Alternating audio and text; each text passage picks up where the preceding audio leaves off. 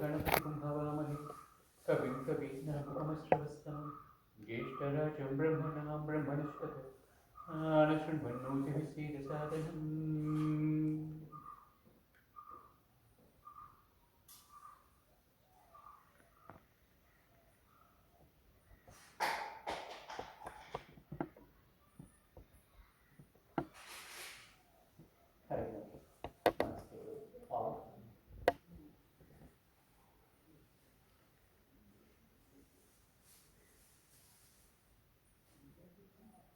Today we are going to begin this yoga teacher section, the academic studies with the philosophy class first. So I am going to share with you yoga philosophy here. Before going to talk about philosophy, yoga philosophy, I would like to share few rules and regulations of this philosophy class. You can relax in the classroom and you can enjoy the lectures of mine. This is sharing than teaching, but teaching is that happening here in three methods that you need to know as second rule here. That is, you need to know what kind of methodology I follow for teaching. There are many styles of teaching. In these styles, I follow. The authentic style of teaching is a style for teaching philosophy. It is the teacher-centered oriented teaching. The teacher is going to be centered in this style. The most important concept here is listening. So students are attentive and just focusing what the teacher is saying, and listening skills are most important here. Few more points I will share, then I come to the topic. I will inform you that every day we begin the philosophy class with a prayer. This prayer I will write tomorrow on the board to relax. Philosophy. What it means yoga? What is the meaning of the word yoga? First, let me talk on philosophy. Then I will talk on yoga. Then we talk on yoga philosophy.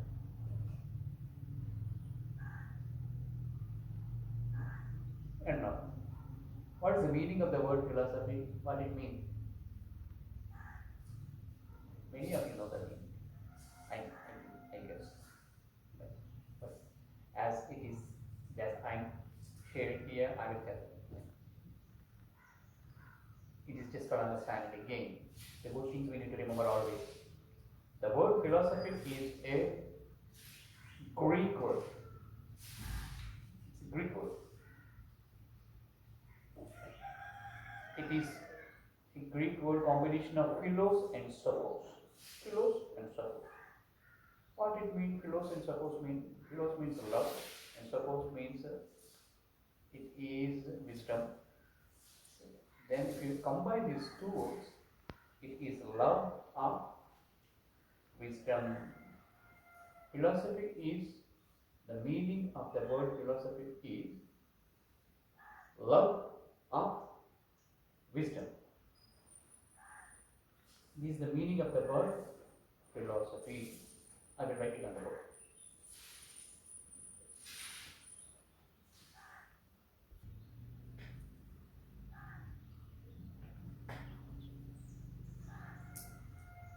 I am using the red marker.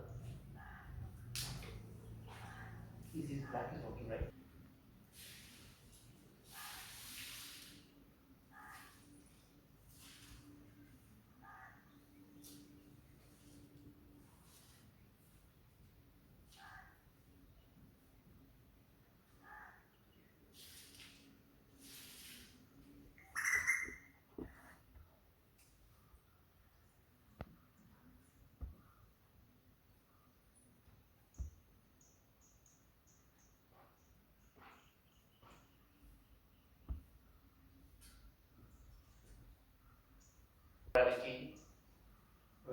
values, tradition, culture, and all.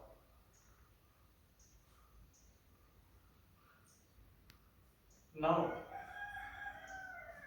we need to know what is the difference between wisdom and knowledge. And also, we need to know what is love and what is wisdom. What is love? Everyone having their own perception in talking about love. They're having their own analogy in speaking about love. It's a very big topic. I'm not going deep on that topic, but here love is that what I want to talk is that which is unconditional. Generally, I always say to my students that we always mistake attachment as love. Attachment is painful. Any attachment is painful. What we need is unconditional love.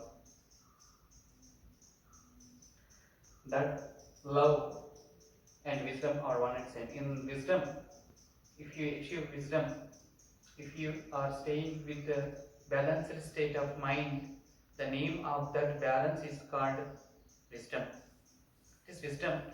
Balanced state of mind, balanced state of intelligence, a state of wellness is considered as wisdom. A state of living wise, staying wise mind. In wise minds, it stays with this. In wise minds, we can see wisdom. So what I want to say to you is first to talk more about wisdom. First, we need to know what is the difference between knowledge and wisdom. What is knowledge? First, let me explain that. Knowledge is that extraction or collection of information from different sources. So a collection of information, data collection, we can call it as. So collection of information from different sources, we can call it as knowledge. Wisdom is different. Application plays a very key role in wisdom part.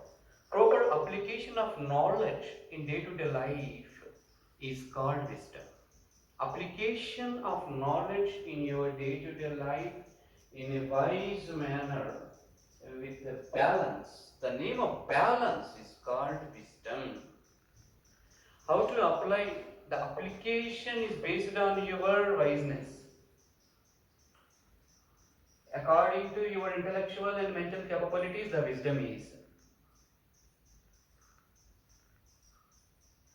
Okay? In that wisdom, if it is in that wisdom, naturally we see a balance. The name of that balance, if it is at high level, there we can see unconditional, we can feel unconditional love. At that time, love and wisdom are becoming one. There are no separate things. Love and wisdom are one. That connects to oneness. So the word philosophy is love of wisdom. I will give you an example of what is knowledge and what is wisdom. You are coming here to know many asanas, right? You want to practice many asanas here. Well, good. And if I ask you how many asanas are there, number of asanas are there, if I ask you a question, what do you say? Now I'm asking you the question. Yeah. How many asanas are there to practice? 2000 again. And you don't have any idea? Okay. In Vedanta, there's like 12 they just do all the time. Yeah. Or 26. So the Shivananda tradition, they practice 12 asanas from the structure. But how many asanas are there actually to practice? They're practicing 12, but how many are there, the number? 84,000. Yes. 8,400 thousands of asanas are there. Actually, it was said that 8,400 thousands of asanas means that much species are there in the universe. So we call them 84. We have to add 5 zeros after 84. So 8,400 thousands of asanas are there. That much species are there in the universe. How many species are there in the universe? That much asanas are there in the for us. These 8,400 thousands of asanas became 84,000, and 84,000 came down to 84 and 84 to 32, 32 to 16, and then 16 to 12, and 8, 4 to 1, like that. Like that. So knowing about all this information about how many asanas are there, and how to practice, what are the practice steps for asanas, and how many number of asanas are there, and knowing about the number is coming under knowledge, and also knowing about the steps, the benefits of the asanas, what are the benefits, what are the limitations of asana, who should perform and who should not perform, and at which time we have to perform, at which time we should not perform. And all these things, then you have to apply your brain. This is called wisdom. Proper application of asana. When to practice asana, when should not to practice asana, what are the limitations of the asana practice, who can practice asanas, how can we practice asanas, and knowing all these things and proper application of these asanas, if you understand and if you practice, and this is becoming wisdom.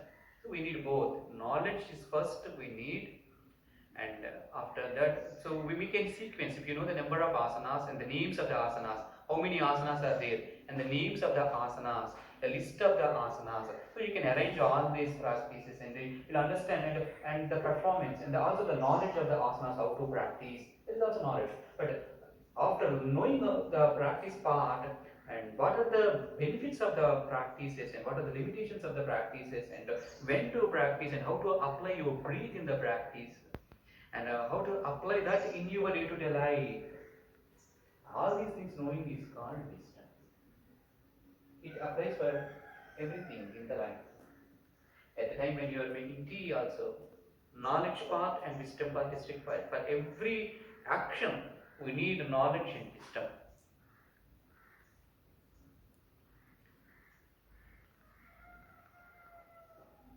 Philosophy connects you to wisdom.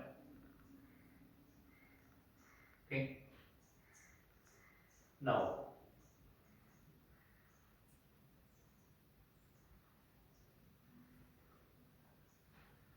coming to the yoga part now.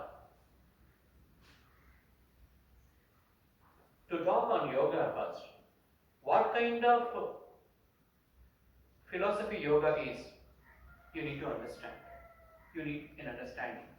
Philosophy, I will talk on yoga, sure, and I'm coming to that point. But before that, few more preparation. Some more preparation is required by your minds. So just I'm still staying on the point philosophy, and I'm connecting you to the yoga. Coming to the point.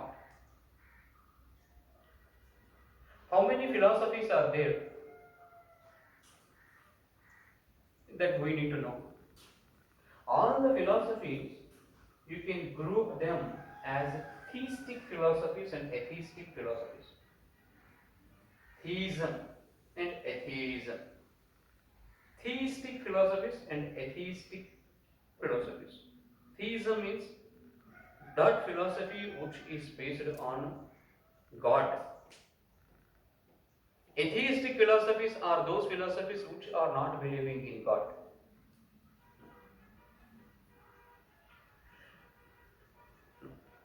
So, what philosophy is yoga? Is it theistic philosophy or atheistic philosophy? Does yoga believe in God? Or what it means? It is theistic philosophy or atheistic philosophy? Not both. No. Then what yoga philosophy is? Way of life. It's a way to guide your actions. Hmm? Great. Then what you're saying? True. But let me explain this. Let me talk about this. Yoga is beyond theism and atheism. That's what our friend saying. His friend saying. Yoga is beyond theism and atheism. First, we need an understanding about what is the topic for philosophy, for any kind of philosophy. There are many philosophies all over the world, and there are different philosophers who are the propagators of that philosophy. Philosophy is set of rules and regulations. Philosophy is a set of what you call theoretical and practical understanding of the nature, a very deep understanding of nature, a very deep understanding of customs, a very deep understanding of human nature and art, science, and it is what not everything philosophy is discussing every subject, and it is not leaving any subject matter and deeply discussing and giving you the what you call theoretical understanding. Philosophy is talking on ethics, philosophy is talking on morality, philosophy is talking on human nature, about values, about tradition, about culture, about science, about art, and about nature, and all these topics are getting covered by the philosophy. All over the world there are many philosophers. There are great Greek philosophers like Socrates, and we are having Plato, we are having his disciple Aristotle, and we are having the philosopher like from Germany, Immanuel Kant is there, Kantian philosophy is there, Schopenhauer is there. How you spell Schopenhauer from Germany? Schopenhauer. We call him Schopenhauer. Schopenhauer, he came to, he connected to that Indian non-dualistic philosophy, and he went deep into Vedanta and yoga.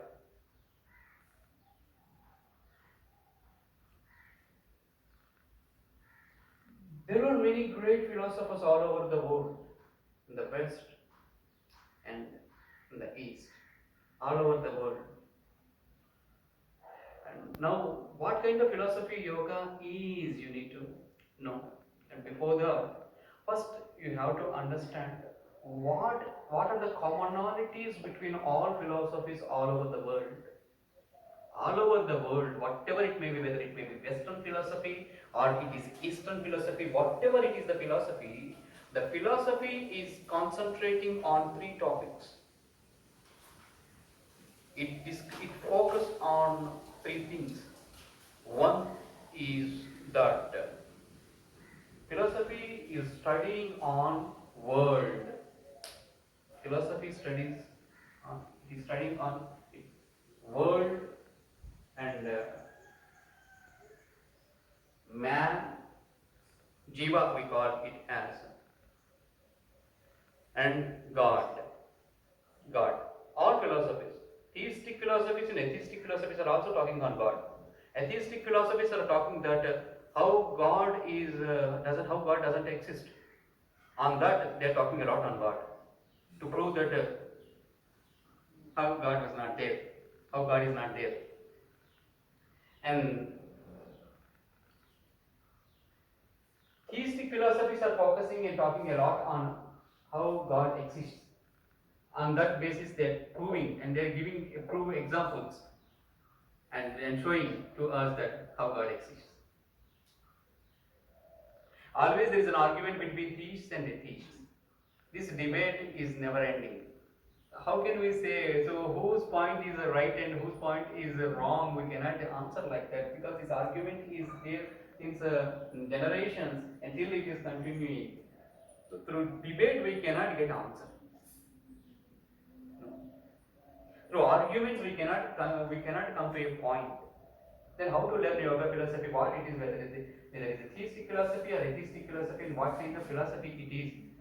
As yoga philosophy is also the Eastern philosophy, it is from the Indian philosophy. It is philosophy that it is studying on world, it is studying on man, it is studying on God. Man in the sense women also included in man. Okay. We call the world as Jagat in the language Sanskritam. To understand yoga philosophy, you need an understanding of the language Sanskritam. Sanskritam. To connect to that Sanskritam, first you just go to connect to that Sanskrit. You need a preparation. And before that, just let me explain what this word, the meaning of the word yoga, and all these things. Let me connect. These first 2 days are the days for introduction. So I am connecting you to the basics. To connect to the Sanskrit, you need an understanding of Vedic tradition and culture. Because the language Sanskrit is always associated with that Vedic tradition and culture. To understand yoga, you need an understanding of language Sanskrit, and you also need an understanding of Vedic tradition and culture. Yes.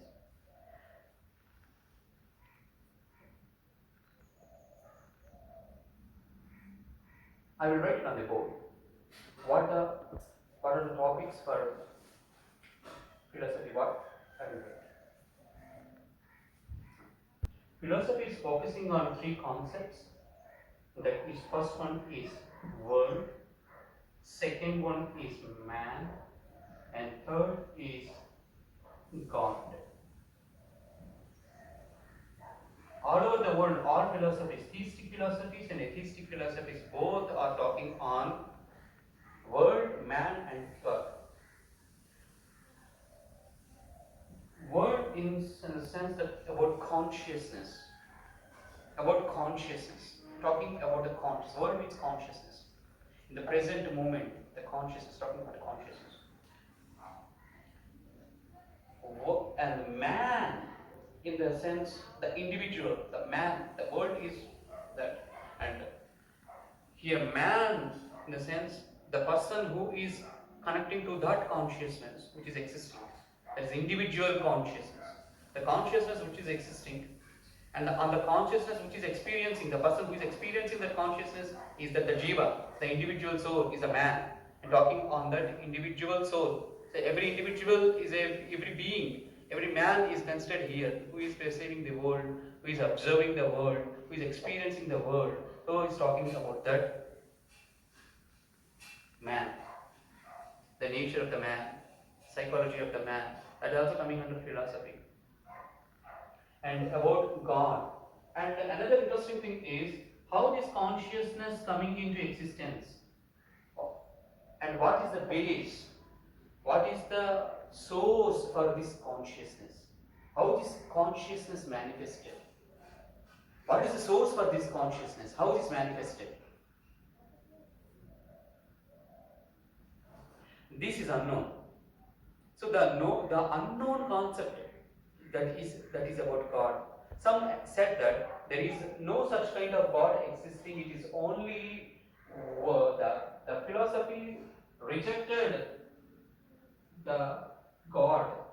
In philosophy they rejected this God. But they have given many examples, and finally they rejected God. Those philosophies who rejected the God completely, that philosophy we call it as Charvak philosophy, the complete materialistic philosophy. So, materialistic philosophy. They don't believe in God. They believe only in man, they believe in world.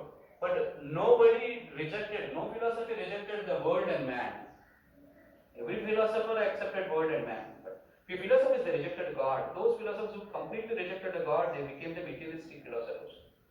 But what yoga philosophy is saying to you, what it is the philosophy, it accepted all the three: world, man, and God. Yoga accepted all the three. So, yoga philosophy is believing in God. But what kind of God yoga speaking? If you ask the question, the answer for that question is very different. According to yoga philosophy, God is none other than the pure consciousness, which is the source for the consciousness. Not giving a personal name like a personal God. No name of a personal God giving as a God. So it is that the magnificent energy, the unknown energy, that omnipresent, omnipotent is that the primordial energy is a source for everything. So there is one energy all pervading. The name of that energy is the pure consciousness, and that is the yoga philosophy calling it as God. So you should understand that yoga philosophy is focusing on world, man. That means world is about the consciousness, and man is about individual consciousness, and God is about universal consciousness.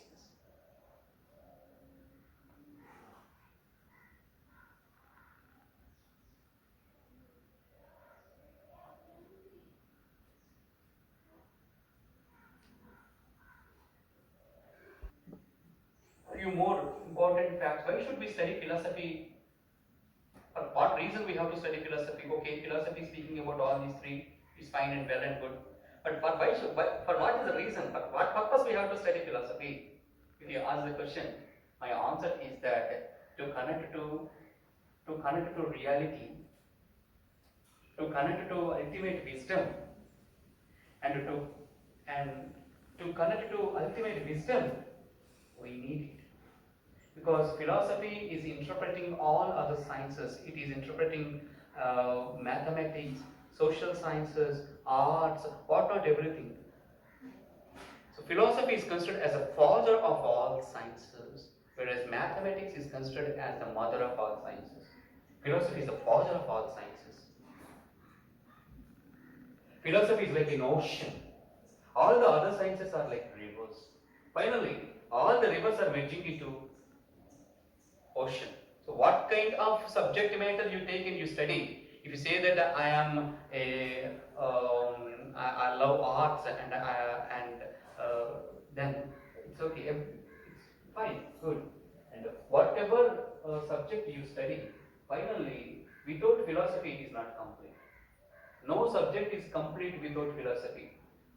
Why we need philosophy? For completeness, my dear friends. Remember it always. For completeness, we need philosophy. When we get completeness? Completeness we will get when you combine your education with philosophy. Without philosophy, no subject is complete. Everywhere there is philosophy if you go through. If you learn languages, if you go deep, you can connect to philosophy. In mathematics, if you go deep, Descartes is connected to philosophy, great mathematician. If you go deep, you can connect to philosophy everywhere. There were great philosophers all over the world, like David Ricardo, Spinoza, Immanuel Kant. They were all great philosophers. Every philosopher having their own theory. But all these philosophers, they were explaining according to the wakeful state of consciousness. Yes. What is the difference between Western philosophies and Eastern philosophies? If you ask me a question, I would like to tell to you that the Western philosophies, they based on the wakeful state of consciousness, mainly. Whereas when you come to the Eastern philosophies, here they went little deep in talking about the subconscious, and they talked on unconscious states of mind also. Any philosophy which is very complete, if you want to say that philosophy which speaks about the conscious and unconscious and subconscious states of mind, if any philosophy speaks, then you can tell that that philosophy is very complete philosophy. Such a philosophy is there which studies not only the conscious states of mind, and that philosophy which also connecting us to the subconscious and also to the unconscious. Is any philosophy, such kind of philosophy there? If you ask me a question, yes, yoga is such kind of philosophy. Yoga philosophy is the philosophy which is connecting us to conscious states of mind, subconscious states of mind, and unconscious states of mind, and giving beautiful examples of all over consciousness. Generally, all philosophers, they extracted the knowledge from the from the wakeful state of consciousness. All the experiences they interpreted. They interpreted. But in dreams also there is consciousness. In dreamless state also there is a consciousness. So who is witnessing the dreamless state? What's happening in dreams? And who is witnessing the dreams? And all these things are very deep to understand. So the philosophers like Ramana Maharshi, the philosophers like Aurobindo, the philosophers like Vasudevananda Saraswati, these are the philosophers, they went deep and they experienced the power of the mind. They experienced it and they went beyond mind also. If you go beyond mind, what happens? Then you can connect to that balance.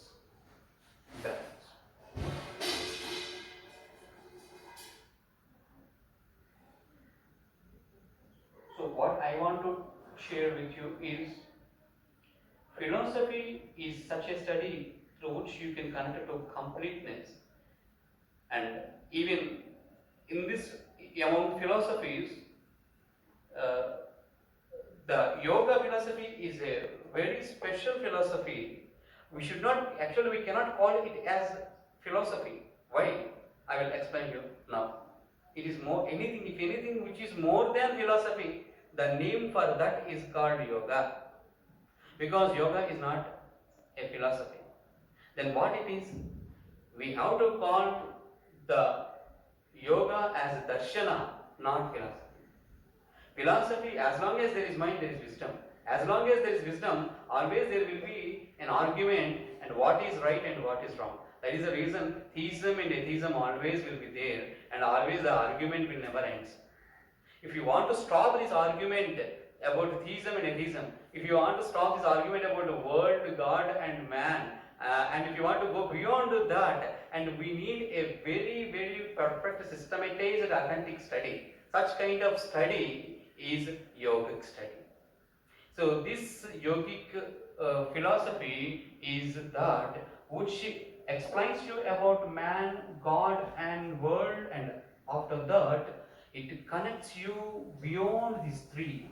It finally connects you to that ultimate consciousness, and without any debates and without any arguments, and we have to seek the truth. For this reason, we need an authentic study. For that, one of the best philosophies from Vedic tradition and culture is the outcome of Vedic tradition and culture is yoga philosophy. So this is what we have to understand. Is yoga a religion, or it is a religious belief, or what it is? What Vedic culture means? What it means? If you ask these questions, so I am answering now. Don't worry. And I would love to speak on the word darshana also today. Tomorrow I will clarify these two. But now, to learn yoga philosophy, there are some prerequisites for learning yoga philosophy. What are the prerequisites for learning yoga philosophy? I will explain to you now. The first and foremost thing to learn yoga philosophy is faith that I'm writing on the board.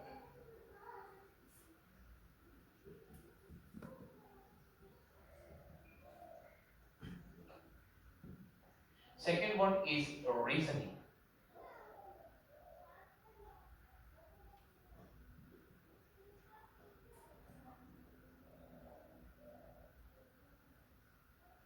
First one is faith. The second one is reasoning. The third is realization.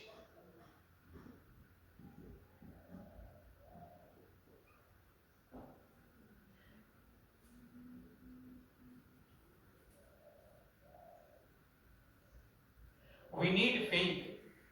We need faith on what we are learning. This faith will come by love. Love and faith are one and same. So if you love the philosophy, then faith naturally comes. If you have faith towards the subject, what you have chosen, what you're studying, then it naturally becomes love. So love and faith are one and same in reality. But the thing is, blind belief is not good always. Blind faith is not good. That is the reason we are having the second requisite as reasoning. Without questioning, we cannot shine. So, a seeker, those persons who practice philosophy, they are all popularized as philosophers. And like that, if you want to be a philosopher, if you want to study philosophy, and the thing is reasoning first. Is the most important. Foremost thing is faith and reason. These are the most important things. That is reasoning. You have to raise questions. So from questioning only you will get answers. We have to question. Question. Reason. What is right and what is wrong? What to do, what not to do? What is correct and what not is correct? And who created this world? Always the question whether God exists or not. Who created this world? Why we born? Why we born in a particular place, in a particular country, in a particular home? Why not in some other place? Why? Why some are facing many miseries and why some are born rich? Why some are very poor? Why some are unhappy? Why some are happy? Why some who are doing all mischievous acts and also enjoying everything? Why some who are very honest, sincere, noble and still struggling in their life? Why?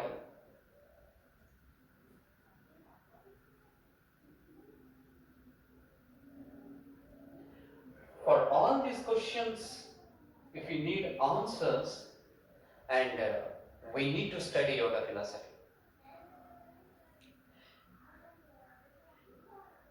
Yes. That is reasoning. Every philosophy is giving answers according to their level of wisdom. If any philosophy which is beyond that wisdom level, that philosophy only can answer such kind of questions which nobody can answer. Philosophy is that, especially the yoga philosophy is that, which is answering for the questions which cannot be answered. Unanswered questions will be answered in philosophy. For that we have to study philosophy, especially yoga philosophy. So the unanswered questions, unsolved questions will be solved. Unanswered questions will be answered. Which is coming first? Egg or chicken?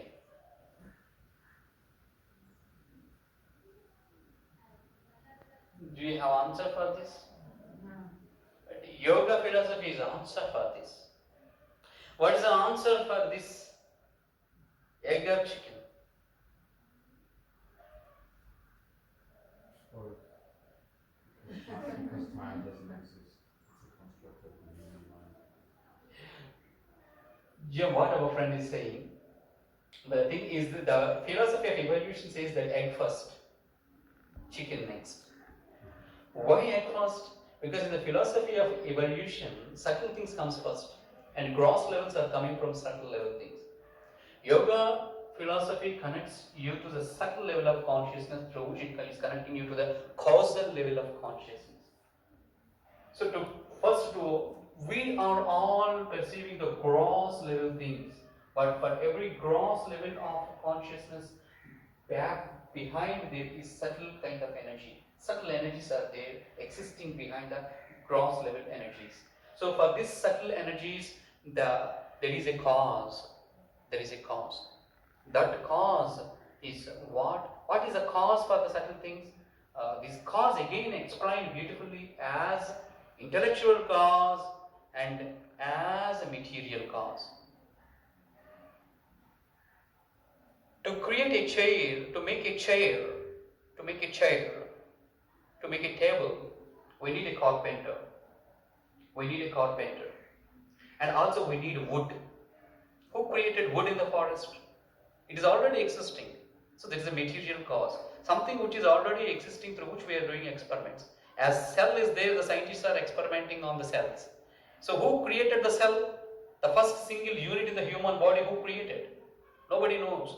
So that is already, the matter is existing. On that matter we are experimenting. So there is one matter is as cause is there. So who created that matter? Nobody knows. So that unknown concept, we are calling it as intellectual cause. Without carpenter, we cannot see a chair. So he's making a chair. Same like there is a creator. It was explained like that. And that who is the creator? That creator is pure consciousness only. That what yoga is answering. And finally it is saying that it is becoming many. It's giving such answer. And if you go deep, finally it is in the beginning, the very specialty of yoga philosophy is that in the very beginning it is answering all the questions and giving you reasons and saying about the evolutionary process, how it is happening. For that, the yoga philosophy is connecting to the philosophy called the Sankhyan philosophy. That the name of the philosophy is called philosophy of evolution. Yoga always works with the philosophy of Sankhya. Sankhya means it is the philosophy of evolution, evolutionary philosophy. It is always associated with that philosophy of evolution. So,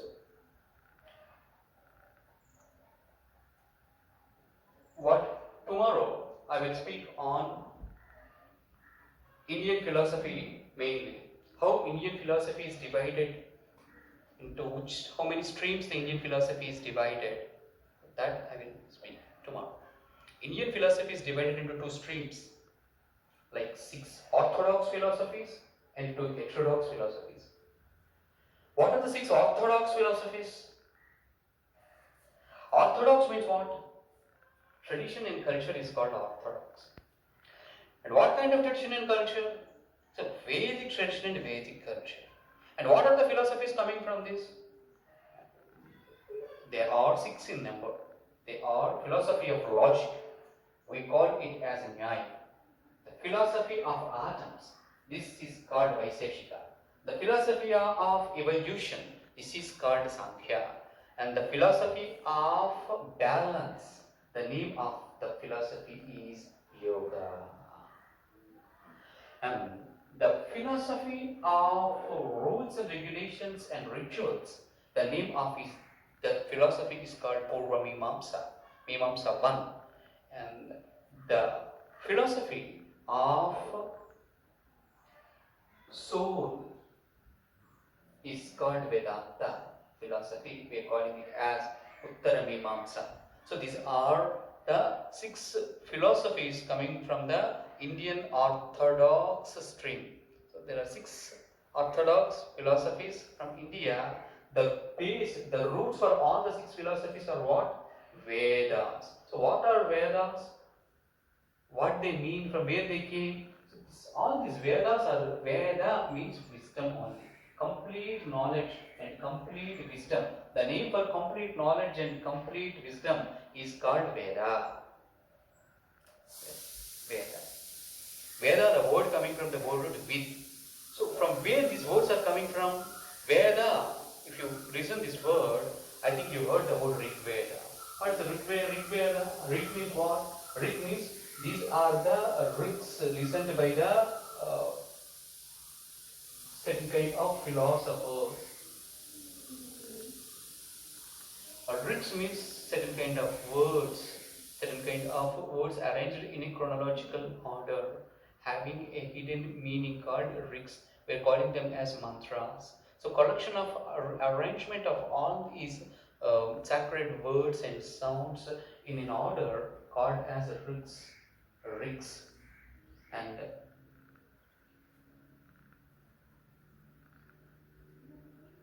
Veda means it is giving you the meaning as complete knowledge. It's complete knowledge, complete wisdom. How can we say that this Veda is having complete wisdom and complete knowledge? How can you say for this? You need in tomorrow's class. In that class, you are understanding what it is and all about that. And what I'm going to share here is this Veda is coming from the source for this Veda is Om. Om is the source of this Veda. What is Om? How to connect to the Om? What it means? That also I will explain to you later. Just you need basic preparation to understand what yoga is. For that, first you need to understand from where this yoga philosophy is coming from. This philosophy is yoga philosophy is Indian philosophy. This Indian philosophy, one among Indian philosophies it is. And what are Indian philosophies? If you say there are 6 Orthodox philosophies are there in India, and among these 6 Orthodox philosophies, yoga is one among the 6 Orthodox philosophies, and there are other philosophies also. And so logic is a philosophy. Those who are having logical minds, first they have to study philosophy of logic. Those who want to connect to that nature, they should study the philosophy of atoms, atomic theory. Those who want to go for evolution, they have to study for Sankhya, and like that. I will write everything, don't worry, just you listen. I will write everything what I am speaking on the board later. But just I am talking to your subconscious mind, just I am preparing you. This day is just like a day of preparation. Many things I am speaking, but just I am connecting you to the subconscious. And a well-structured lecture you will get from tomorrow, and many things I will write and I will explain to you, and you are writing and you are listening, and all these things are happening. Just you listen what I am just saying today. So to study yoga philosophy, it is always based with the philosophy of evolution. Philosophy of logic and philosophy of atoms are sister philosophies in India. 6 philosophies, among the 6 philosophies, first 2 philosophies are sister philosophies. Logic and philosophy of atoms are sister philosophies. Philosophy of evolution and yoga philosophy are sister philosophies again. And Purva Mimamsa and Uttara Mimamsa are looks like sister philosophies, but it is that the Vedanta is, the last philosophy is called Vedanta. That is the higher state. First you need to know what is Veda, and after that you need to know what is Vedanta, and all these meanings you need to know. Before to know all these meanings, first you need to know what is yoga, what is the meaning of the word yoga, and also you are going to get. And let me explain that. Reasoning is that where I am. So in the name of reasoning, yoga always follows the philosophy. The sister philosophy of yoga is Sankhya. So for giving reasoning, the yoga philosophy follows philosophy of evolution and gives you answers, and it solves the unanswered questions also. Like that, if you ask the question, so egg or chicken, it answers as egg. Because which comes first, which comes next, it is answering. If you say that the body and mind, the yoga philosophy always says that whether body coming first or mind coming first, mind manifested first. Which manifested first? And the intellectuality manifested before mind. And what is there before mind? And it said that electron, proton and neutron. Can you imagine the world without electron, proton and neutron? No. We cannot imagine the world without electron, proton and neutron. Everywhere electron, proton and neutron. So the name of electron, proton and neutron, and this is Prakriti, this is the matter. And this manifested first. From which the intellectuality coming next. After that mind coming next. After that, in between there is ego. Wherever there is intellectuality, immediately the next evolution is ego actually. Ego means we think that there is negatively something like proud or something else. Not like that. Ego means I amness, the concept of I consciousness. Who is experiencing intelligence? Who is experiencing mind? That is the state of I-ness, I am, I consciousness that manifested next. So what is there beyond electron, protons and neutrons? What is that? What is there beyond these three? So it says that there is one unknown energy that is spiritual energy, that spirit as the energy, as spirit. This is the philosophy of evolution yoga always follows. Yoga believes in spirit and matter. Yoga explains about spirit and matter. And yoga connects you to ultimate spirit finally. Yoga is connecting you to the spirit. There are different types of philosophies and different types of philosophers, and in the classroom also you may follow what kind of philosophy. If you are following the materialistic philosophy, whether maybe there are some students here, they don't believe in God and they don't believe in, they cannot accept any personal God. It's okay, it's your own philosophy. I appreciate whatever thesis you made and you adopt and you follow. I appreciate everyone. But what yoga philosophy is following, that I have to tell to you. What is the concept of yoga philosophy and what it speaks, and what is the concept of yoga philosophy, you need to have an idea. So yoga philosophy is believing in a world, yoga philosophy is believing in God, and yoga philosophy is giving in man, and that God is not as personal God but as consciousness, so as ultimate consciousness. So yoga philosophy is believing in spirit. Then our study is coming from tomorrow. So the yoga philosophy is a study of spirit now. It is a spiritual study. Why it is yoga philosophy is a spiritual study? Because it is believing in spirit. So it is a spiritual study. Then yoga philosophy is a spiritual practice. Yoga philosophy is a philosophy of spirit.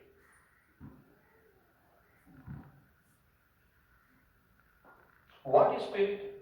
How to understand spirit? But what I am saying, spirit is the unknown consciousness, which is pure consciousness, all pervading energy.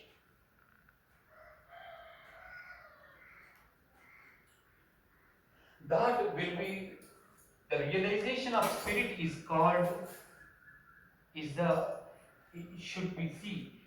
Those who want to learn yoga philosophy, they seek realization. What you're seeking for? So all the yoga philosophers are seeking for realization of spirit. Spiritual realization is required in yoga philosophy. So that is what the yoga philosophers need to seek. And the second step is reasoning. So they need also a questioning is required for that. So they're questioning and they're negating many things. So there's, in the name of questioning, they're negating. What they're negating all the negativity and they're connecting to the positivity. And they're, in the name of reasoning, all the unreality is getting separated. In the name of reasoning, we are connecting to that oneness. This is what happening in the name of reason. Faith is most important for everyone. So to study yoga philosophy, what you require, one is faith, and second is reasoning. And in the name of reasoning, you are separating all the thoughts of negativities from your mind, and you're connecting to that one-pointedness, and staying and remaining in that oneness and connecting to that higher spirit is called realization. What yoga philosophy means to. And I would like to love to know the time from our friend. 11:46. 11:46 is the time. I have 1 hour 20 minutes time. How much time is there remaining? Four more minutes, right? Yeah. So I'm concluding the session after 5 minutes, and by giving you the meaning of the word yoga.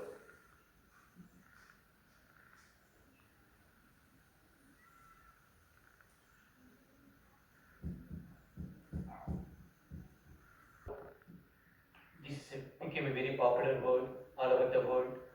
Many thousands of lips The word yoga is dancing on the lips of thousands of the people all over the world.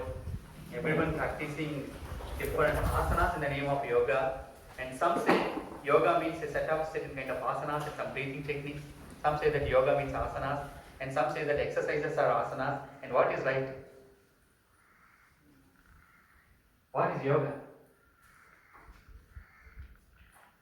My dear friends, now you are connecting to an authentic way of study. To know about yoga, you need a systematic understanding of what is Veda. You need a systematic understanding of what is Veda. Without understanding the word Veda, without understanding that Vedic, what you call tradition and culture, you cannot connect to the meaning of the word yoga. You have to understand that yoga is a Sanskrit word. Actually, many Westerners calling the word Sanskrit as a language, but Sanskrit is not Sanskrit. It is Sanskritam is the name of the language, not Sanskrit. Westerners, they misspell the word Sanskritam as Sanskrit. The name of the language is Sanskritam. Westerners calling it as Sanskrit. So, Sanskritam means Samyak Kritam iti Sanskritam is the meaning of the word Sanskrit. Samyak means what? Balance. Kritam means structure. Iti Sanskritam. A language which is well structured for us is called Sanskritam. A well structured language. The name of the well structured language is called Sanskrit. Actually, it is Sanskrita. We are calling it as Sanskrit, but it is Sanskrita. So, yoga is a well structured word coming from the Sanskritam language. Who constructed this Sanskritam? Many grammarians constructed this language and bringing glory to that language. One of the best grammarians, noble grammarians for the language Sanskritam is Panini. And the well-noted person for Sanskrit is the Yashka. He made a beautiful dictionary for Sanskrit understanding. So that was the text to refer any words from the Sanskrit. Yashka Samhita is called Nikhanto. The dictionary what we are calling is called Nikhantu in Sanskrit. If you refer there, you get the meaning of the word what is yoga. Yoga is a very sacred word. It's a very pure word, very pious word, a very noble word. We have to use the word with higher consciousness, with awareness.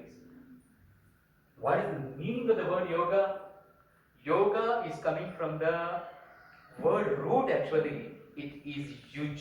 Yuj is the word root of yoga.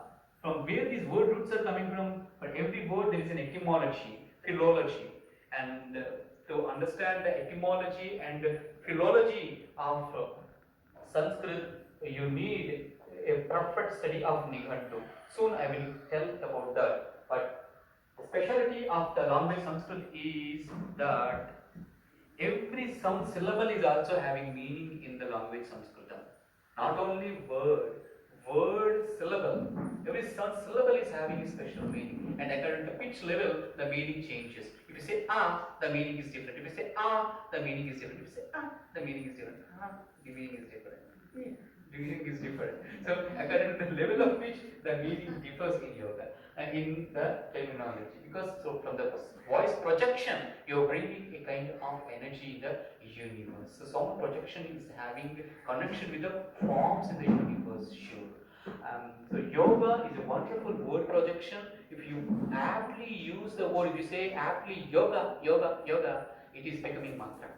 Knowingly, unknowingly, you are all chanting the mantra yoga with the mind. So it's like that, seeing the truth. And when you are chanting the yoga mentally, that is becoming the mantra, that is bringing you to India and again reconnecting you to the holy and systematic study of what yoga is. That's what happening, dear friends. Knowingly, unknowingly, all the actions what you are doing having a reason. If you unknowingly also meditate on the word yoga, it is having its own power. The sound is having the power. The word is having such a power. You have to believe the power of the word yoga, the power of the word yoga bringing to learn the meaning of the yoga now. Now you are so emptying your minds and just sitting in the classroom to know the meaning of the word yoga by sacrificing all your deeds in your countries. Why it's happening? Because knowingly, unknowingly, you meditated on the word yoga. For that, the yoga bringing you here to connect to its real meaning. It's happening. So yoga is such a powerful word having very hidden meaning inside.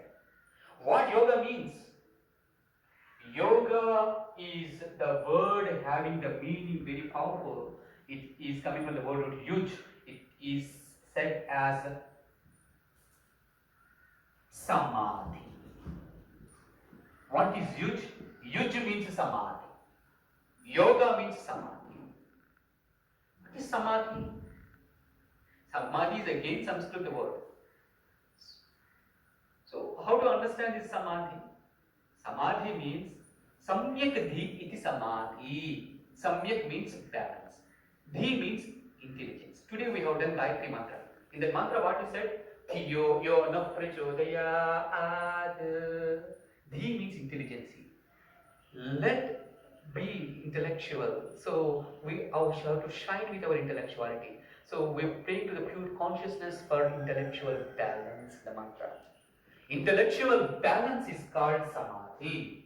What is samadhi? Intellectual balance. The name of the intellectual balance is called samadhi. When the intelligence will be balanced, when the mind is balanced, the intellectuality will be balanced. When the mind will be balanced, when the senses are balanced, the mind will be balanced. So to bring balance to the intelligence, what we need? Sensory balance and mind balance. That is called samadhi. When your mind, senses and intellectuality are in balance, the name for that is called yoga. Okay? So how can we achieve this samadhi? How can we bring intellectual balance? How it is possible? To bring this balance, what we need is, there are two ways for bringing this balance. There are two ways.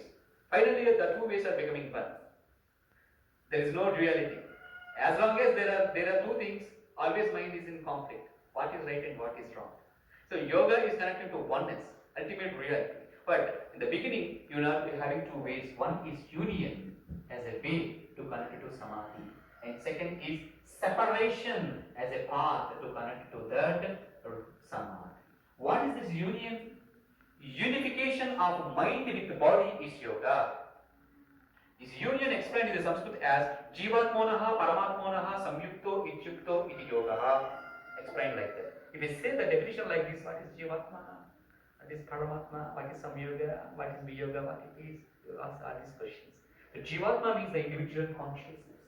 Paramatma means the universal consciousness. So the unification of individual consciousness with universal consciousness is yoga. And understanding individual consciousness and universal consciousness both as one consciousness is yoga. There are no two consciousnesses existing. Only one consciousness existing as individual consciousness. And understanding the individual consciousness as universal consciousness is yoga. If not, many explain yoga as a dualistic philosophy. Even in these philosophies, there are different ways of understanding. So some philosophers understanding everything in a dualistic approach. So yoga is believing in God and the soul is a concept here. So the God and soul is the main theme here. God as soul. So when I am explaining about the world, man and God, that there we have to include soul also. Okay. So unification of mind with the body is called yoga. I am not using the body first. Why? Because mind manifested first, body manifested next. Okay? Is unification not body with mind? Is unification of mind with body.